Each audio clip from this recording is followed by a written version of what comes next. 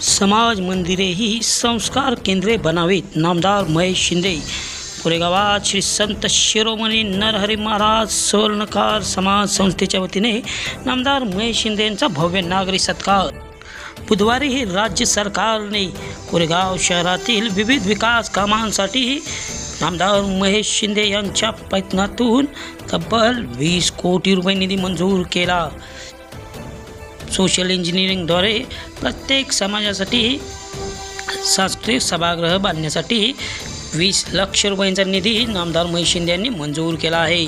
त्यानुसार नरहरी सोनार समाजालाही नगरपंचायत मार्फत जागा व तब्बल 20 लाख रुपये निधी बांधकामासाठी मंजूर झाला आहे. त्याचीच कृतज्ञता म्हणून नामदार महेशदादा शिंदे यांचा सोनार समाजाच्या वतीने भव्य नागरी सत्कार करण्यात आला. प्रारंभी नामदार महेशदादा शिंदे यांच्या हस्ते श्री संत शिरोमणी नरहरी महाराज यांच्या प्रतिमेस पुष्पहार घालून पुष्पार्पण करून अभिवादन करण्यात आले. हॉटेल दरबार कोरेगाव येथे कार्यक्रमात सोनार समाजातील नागरिकांना संबोधताना नामदार महेश शिंदे बोलत होते. यावेळी व्यासपीठावर प्रथम नगराध्यक्ष दरबार उद्योग समूहाचे प्रमुख, कोरेगाव विकास आघाडीचे अध्यक्ष प्रशांत उर्फ राजाभाऊ बर्गे, जिल्हा नियोजन समिती सदस्य राहुल दादा बर्गे, नगरसेवक महेश साहेबराव बर्गे, उपनगराध्यक्ष राहुल रघुनाथ बर्गे आदी मान्यवर उपस्थित होते. भारतीय संस्कृती ही जगात महत्त्वपूर्ण संस्कृती मानली जाते. योग विद्या ही संपूर्ण जगाला भारताने दिली आहे. त्यामुळे भारताची संस्कृती टिकून राहणे ही काळाची गरज आहे. त्यासाठी सर्वांनी प्रामाणिक प्रयत्न करणे गरजेचे असल्याचे मत नामदार महेश शिंदे यांनी यावेळी बोलताना व्यक्त केले. केंद्र व राज्य सरकारच्या माध्यमातून कोरेगाव शहर व कोरेगाव विधानसभा मतदारसंघात कसा विकास केला आहे व त्यानुसार नागरिकांना अभिप्रेत सर्व कामे पूर्ण केली असल्याचेही त्यावेळी त्यांनी सांगितले.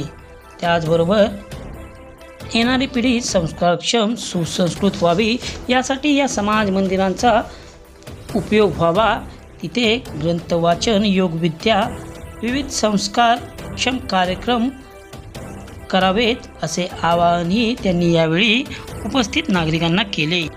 संपूर्ण सोनार समाजाने एक दिलाने एकत्रितपणे नामदार महेश शिंदे यांच्या पाठीशी राहणार असल्याचे सांगितले व आगामी विधानसभा निवडणुकीत भरघोस मतांनी विजय करण्याचा निर्धार केला. कार्यक्रमास अध्यक्ष डॉक्टर संजय दीक्षित, सदस्य राजन धर्माधिकारी, राजेंद्र पारकी सर, कविराज पंडित, पोद्दार सर, श्री सांबरेकर, संतोष पारकी, शीतल दीक्षित, सचिन पारकी, गणेश पारकी, अनिल महामुनी, नितीन जडे, शशिकांत मल्लबारी, प्रवीण पंडित व मोठ्या संख्येने समाज बांधव व महिला उपस्थित होत्या.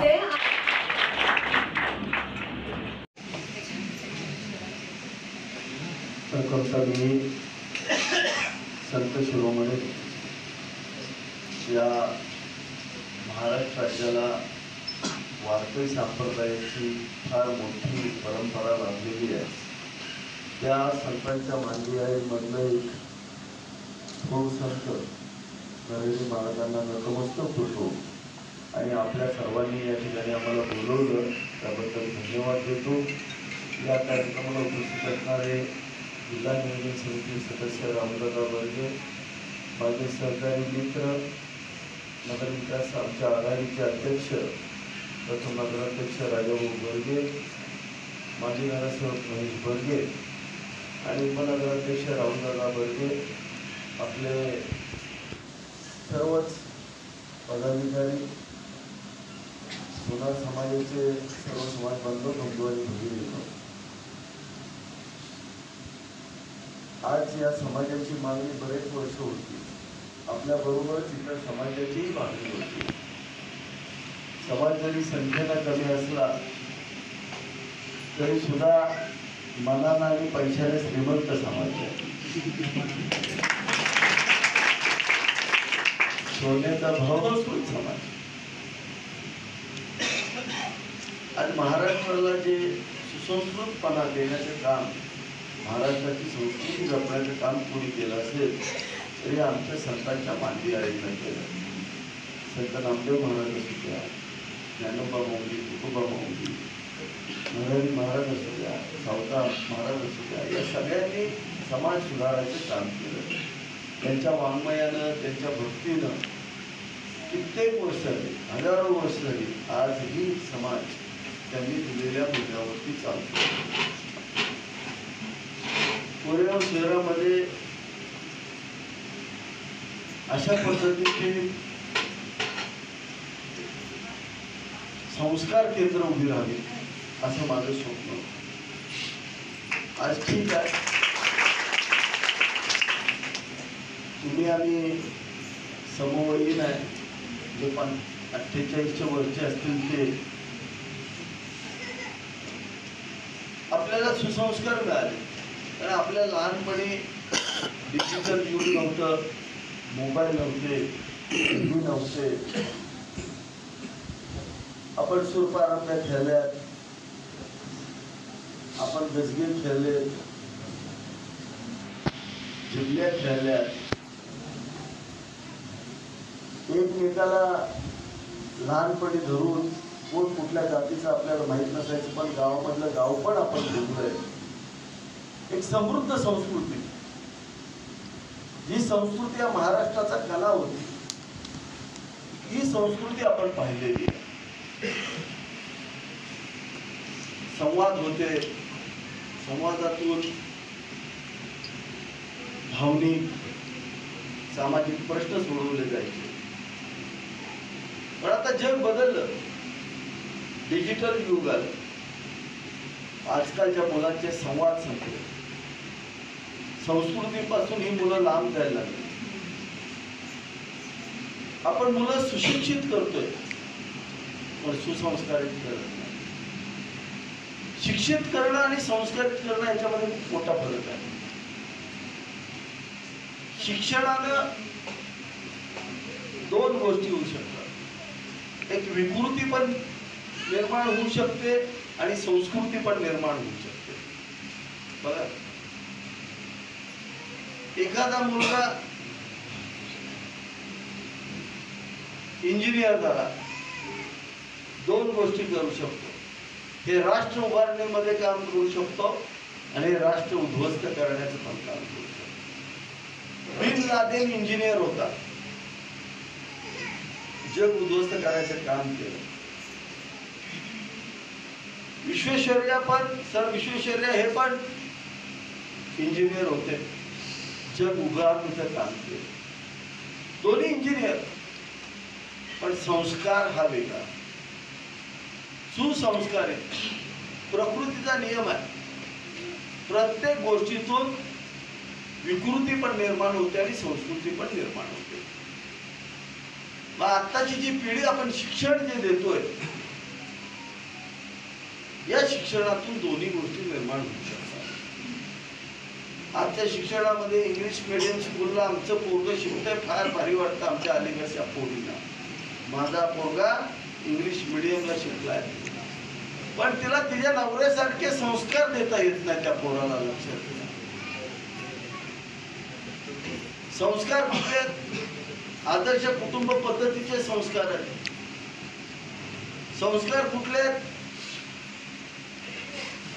समाजाला मानसिक बळ देण्याचे संस्कार आहेत. आज विचार करा, एखादा मुलगा शिकवला, अमेरिकेत जाऊन बसला, प्रचंड पैसा कमवतो आणि म्हातारी इथं फुकट पडलेलं.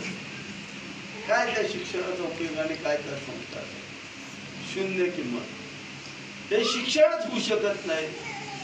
जो मुलगा आई वडिलांना म्हातारपणी एकट्याला सोडून एखाद्या ठिकाणी अर्थार्जन करत असेल, हा संस्कार भारतीय संस्कृतीचा नाही, या संत संस्कृतीचा नाही.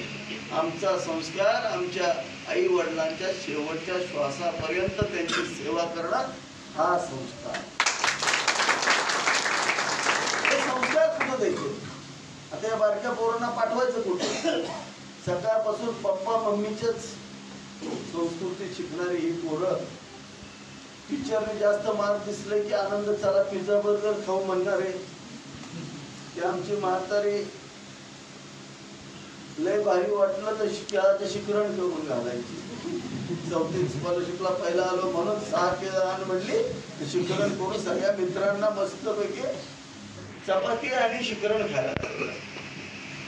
आताची मम्मी म्हणते चल तुला पिझ्झान बरोबर आयताच आलेला असतो ना, तो बरोबर आईला आयताच ठेवतो काय. म्हातारपणी येतच नाही, प्रेम नाही ना. प्रेम दिलं तर प्रेम वाटणार. हे कुठं बदललं पाहिजे. हे संस्कार कुठं घडवायचे बघा. जबाबदारी कोणाची आहे? त्याची मंडळ आहेत आमची. लोणार समाजाचे मंडळ आहे, अध्यक्ष संजय राव आहे. संजय राव ही तुमची जबाबदारी आहे की जी लहान मुलं आपल्या समाजातली आहेत ही सगळी मुलं संत श्रेष्ठ नरहरी महाराजांच्या विचारानं आयुष्य त्यांनी कटलं पाहिजे.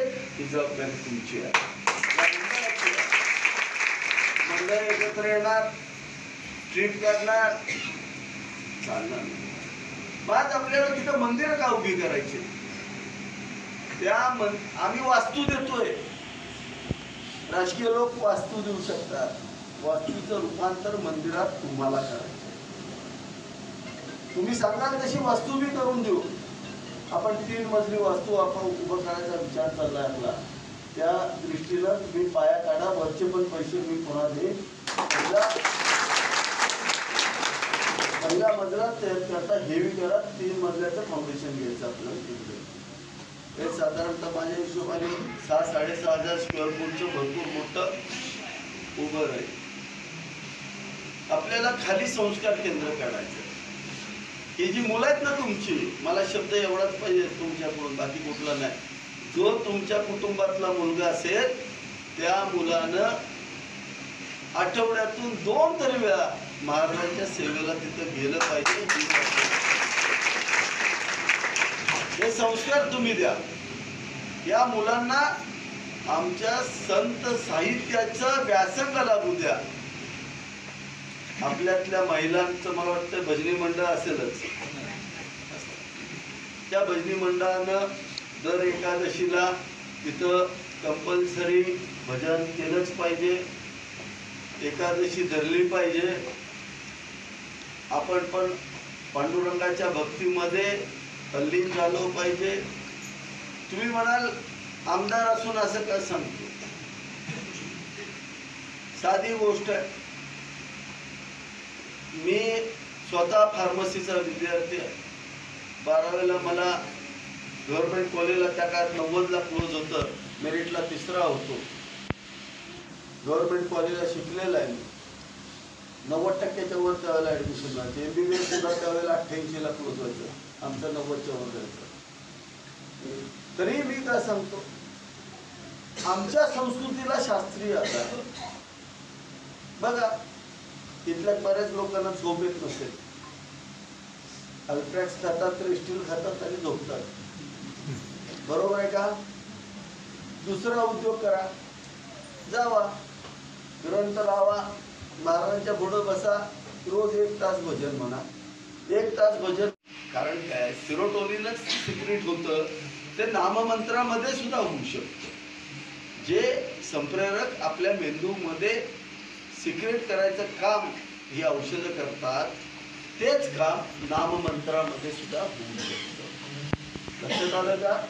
म्हणून आपण जे मंत्र आहेत किंवा आपलं जे ज्ञान आहे ते पुढच्या पिढीला दिलं पाहिजे. आज आपलं आरोग्य चांगलं राहण्यासाठी आपला मुलगा वाईट व्यसनाला लागावा का भजनात बसावा? काय वाटतं तुम्हाला? भजनात बसावा. मग का आम्ही हे सगळी मंदिरं बांधतोय? आमचा स्वार्थ आहे. आमच्या पुढच्या पिढ्या तुमच्यासारख्या घडाव्यात म्हणून. आज तुम्ही एवढं कष्ट करता, नवरा बायको रात्र दिवस काम करता, सगळं करता, आणि 1 दिवस रात्री पोरगा येतो आणि त्या दिवशी तुम्हाला बडवतो. मुलांना वाईट व्यसन लागतात. कोकेन नावाचं ते व्यसन लागतंय, कुठं ते गांजा लागतोय. संस्कार कुठं आहे? संस्कारच नाही. सुसंस्कारित मुलं घडवणं हे आपलं कर्तव्य आहे. माझी विनंती आहे सगळ्यांना, आज जे आपण काय देतोय ते आपल्या पार्किसन पुढच्या पिढ्या घडवण्यासाठी येतोय. त्या वास्तूचा वापर मंदिर म्हणून झाला पाहिजे. योग क्लासेस झाले पाहिजेत, महिलांनी योगा शिकल्या पाहिजे. तिथं जाऊन आपल्या मुंज किंवा बाकीचे सगळे जे संस्कार आहेत ते तिथं झाले पाहिजेत. समजा 2000 स्क्वेअर फूटचा एक फ्लोअर बिल्ड करतो ना, 2000चा खालचा फ्लोअर येतो. हा, मग 2000 स्क्वेअर फूटचा फ्लोअर म्हणजे याच्यात दुप्पटाला का 1000,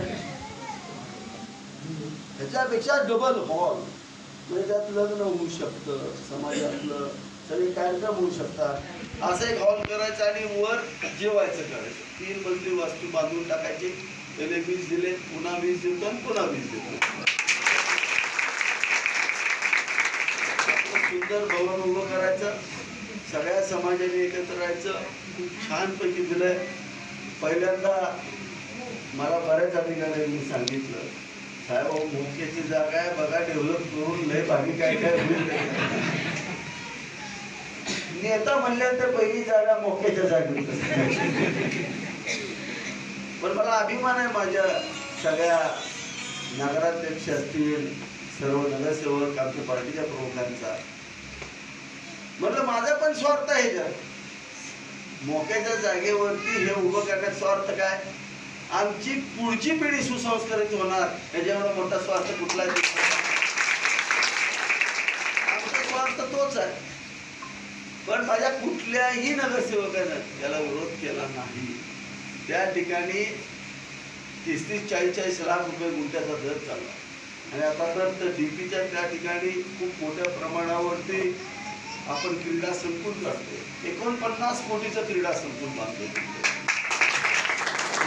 इंडोर स्विमिंग पूल आहे, महिलांना वेगळा, पुरुषांचं वेगळे टायमिंग आहे, जिम आहे मोठी, एक प्रचंड मोठी तालीम आहे. त्याच्यामध्ये 15 पकडी मातीतल्या 15 पकडी मॅचच्या, महिलांची जिम वेगळी, पुरुषांची जिम वेगळी आहे. त्या ठिकाणी सिंथेटिक रनिंग ट्रॅक आहे. आणि त्याच्यापेक्षा महत्त्वाचं, सर्वात छोटा गंधर्वांचं गाव म्हणजे आपलं भाडे, आणि ते मूळचे कोरेगावचे सगळे.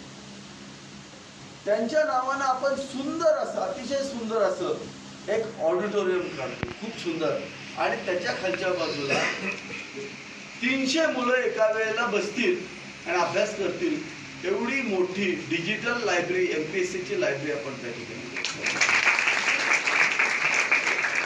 कुठेही नाही अशी. आणि 600 मुलांचं आणि मुलींचं हॉस्टेल, मोफत राहण्याची सोयीचं हॉस्टेल बांधतोय. हे सगळं 49 कोटी रुपये आपल्या खात्यात आहे. त्याचं काम ऑलरेडी चालू झालंय. येत्या 2-3 दिवसामध्ये त्याचे फाउंडेशन चालू होतील. हे काम आपल्याला 1.5 वर्षात पूर्ण करायचं. त्याच्या अलीकडे गोळेवाडीला त्याच्या समोरच बरोबर 1 किलोमीटर अंतरावरती आपण 100 कोटी रुपयाचं स्टेडियम खेलो इंडियाच्या अंतर्गत घेतलेलं आहे. केंद्र सरकारचे, राज्य सरकारचे 30 कोटी आपल्या खात्यात जमा आहे कलेक्टर साहेबांच्याकडे. गोळेवाडीमध्ये नगरपालिकेची 5 एकर, नगरपालिकेची 4 एकर आणि तालुका क्रीडा संकुलाची 5 एकर अशी 9 एकर जागा आहे. सुब्रतराय स्टेडियमपेक्षा मोठं स्टेडियम आपण या कोरेगावमध्ये. आता आपल्या कोरेगावला कुणी काय यावं म्हणून पावसामध्ये भारतामध्ये खेळायला जागा नाहीये. क्रिकेटचे सामने सगळे काय होतात, कॅन्सल होतात. या महाराष्ट्रातलं नाही, संपूर्ण देशातलं पहिलं स्टेडियम जे पूर्ण आर्चित होणारं, त्यामध्ये सुद्धा एक थेंबी पाऊस देणारं पहिलं क्रिकेटचं स्टेडियम कोरेगावमध्ये उभं होतं. म्हणजे आपल्याला जे जे शक्य आहे ते कोरेगावमध्ये करतोय आपण. भाजी मंडईची इमारत पाहिलेली आहे. त्याच्या पलीकडे आपण जर पाहिलं असेल तर सुंदर असं हरजीराजे बर्गे उद्यान आपण एंट्रीला केलेलं आहे. त्याच्या पुढाला तर आपण विश्रामगृहाची इमारत पाहिली असेल. खूप सुंदर अशी इमारत विश्रामगृहाची उभी केलेली आपण, पूर्ण झालेली आहे. त्याच्या पुढं आता आपलं हे तर भाजी मंडईची इमारत उभी राहिलेली आहे कोपऱ्यात. त्याच्या पुढं आला तर आपली नदी, तिळगंगा नदी परिसर आपण पाहताय. किती सुंदर तिळगंगा नदी आहे. त्याच्या अलीकडं पंचायत समितीची महाराष्ट्रातली सगळ्यात सुंदर अशी 27.5 कोटीची इमारतीचं काम चालू आहे. त्याचं पण आता फाउंडेशनच्या वर आपण यायला लागलेलो आहे. जुना मोटर स्टँडची इमारत सुद्धा आपण पाहताय. पूर्वी जुना मोटर स्टँड कसं होतं ना आता कसं झालंय, खूप सुंदर. तिथं पहिल्या मजल्यावरती सगळ्या गावातून जी मुलं येतात, डीपी भोसले कॉलनी येतात, पण गावी जायला त्यांना इतकी लवकर मिळत नाही आणि काही लोक गरीब असतात. त्यांच्यासाठी मोफत अन्नदान करायचं आमच्या डोक्यात आहे. रोज 2000 लोकांना मोफत अन्नदान. तुमच्या मुलाला घरी लय पैसे असतात, मुलाचा वाढदिवस साजरा करायचा आहे, 200 मुलांचं तुम्ही अन्नदान करायचं. आमच्याकडे पावत्या फळायच्या. सगळ्या गावांनी, सगळ्यांनी, सगळ्या समाजांनी एकत्र येऊन त्या दिवशी आपल्या समाजाचे बॅनर लावून त्या ठिकाणी अन्नदान करायचं. हे गावातली 1500 लोक रोज मोफत जेवतील अशी सोय. भात, 2 भाज्या आणि एक आमटी, एवढंच माफक. एवढं आपण काम करतोय. त्याचं किचन पण तिथं केलेलं आहे. एकदम सुंदर अशी इमारत 3 मजली आपण उभी केलेली आहे. प्लस वरच्या मजल्यावरती, टॉपच्या मजल्यावरती आपण लायब्ररी काढतोय. त्या मुलांना घरी जाताना तिथं थांबावं लागतं. 2 तास वेळ असेल तर तिथं अभ्यासाची स्टडी रूम त्यांची वर केलेली आहे. अशा पद्धतीचं ते केलेलं आहे. तुम्ही रस्ते बघताय, अजून खूप सुंदर रस्ते होणार आहे गोरेगाव शहरामध्ये. तुम्ही सांगाल तिथे रस्ता, तुम्ही सांगाल ते गटर, तुम्ही सांगाल ते काम आम्ही करणार. आणि तुम्ही पाहताय की कुणाचंच काही शिल्लक नाही. आम्ही आवाज करतोय, तुम्ही आमच्याकडे या, तुम्हाला काय पाहिजे ते मागा. पण सगळंच मंजूर आहे, सगळीच कामं चाललेली आहेत. फक्त थोडासा त्रास एका गोष्टीचा होतोय. हे कामं करत असतात थोडेसे खड्डे निघत आहेत आणि मग त्याच्यातून थोडंसं पायपा फुटणं, त्रास होतोय.